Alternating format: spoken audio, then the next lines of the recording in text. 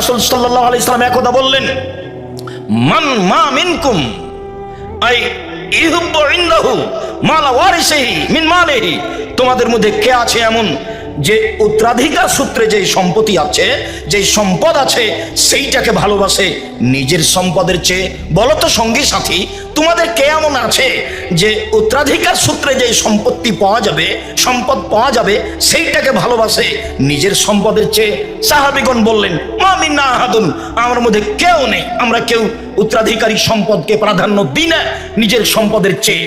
আমরা এটাই মনে করি নিজের সম্পদই সবচেয়ে উত্তম, নিজের সম্পদই সবচেয়ে ভালো, আমরা নিজের সম্পদকেই প্রাধান্য দিয়ে থাকি। রাসূল সাল্লাল্লাহু আলাইহি ওয়াসাল্লাম বললেন, শোনো, নিজের সম্পদ মা কাদ্দামা, যেটা দান করে দিয়েছে সেটাই হলো নিজের সম্পদ। আর উত্তরাধিকারী সম্পদ যেটা ছেড়ে দিয়েছে, যেটা রেখে যাবে, সেইটা উত্তরাধিকারী সূত্রে মানুষে ভাগ করে নেবে, এটা তোমার